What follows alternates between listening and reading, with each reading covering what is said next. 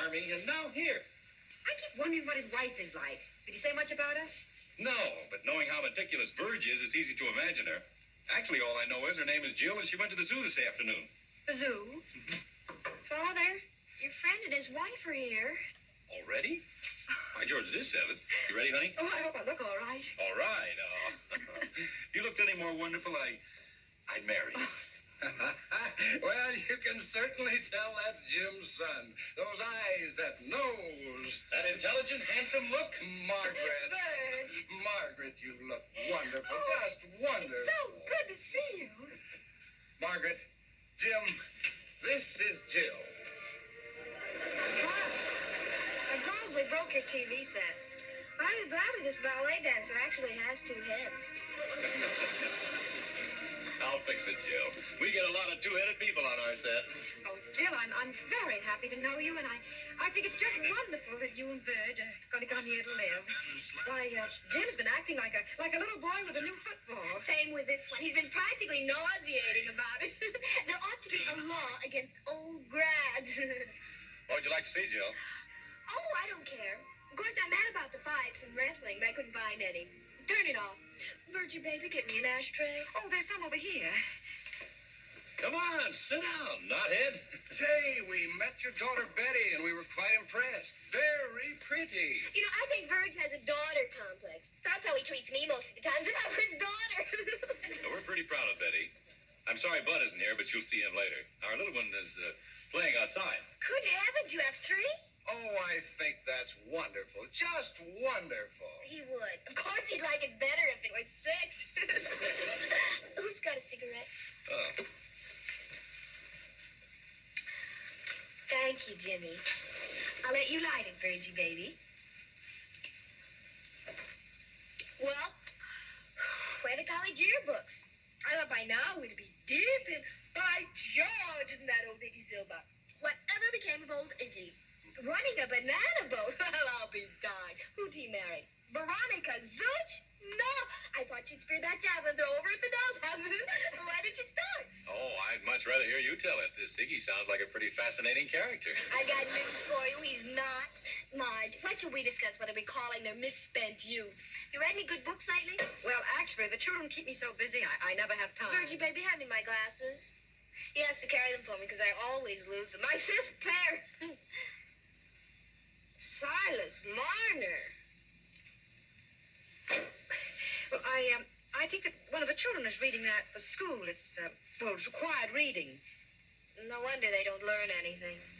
Oh, say, have you read Kafka? No. I don't even know who wrote it.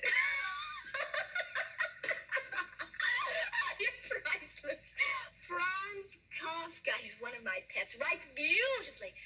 You must read The Trial. You absolutely must. I think it compares with Jean-Paul Sartre's Nausea. That's a book? That's a book. His first novel. And better than Baudelaire, I think. Of course you read Baudelaire. No, I haven't.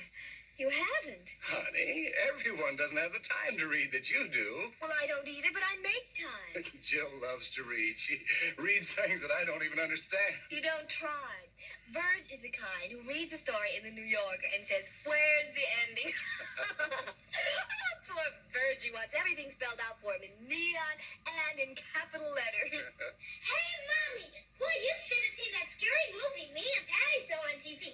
There was this one man who had a stroke for a grandmother, and he...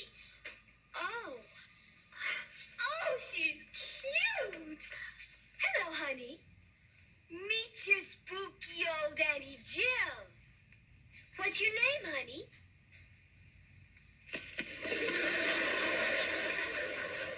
I'm also very good with dogs. It reminds me of what somebody said about W.C. Fields once. Any man who hates dogs and children can't be all bad. Daddy! Daddy, you're being paid. I think she wants to ask you if I came here on a broom. Daddy!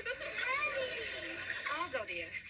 I have to see about dinner anyway. Oh, need any help? I can't even boil water, but I'm a demon at carrying pickles and stuffed olives. No, everything's done, thank you. Well, how efficient can you be? Verge, why didn't you marry somebody like her? Probably even makes her own clothes. Well, If you'll excuse me. Anybody care if I take my shoes off? Oh, honey, leave your shoes on. Oh, that's okay. The keynote of the Anderson household is comfort. Complete comfort. Oh, I hate shoes. They give me claustrophobia.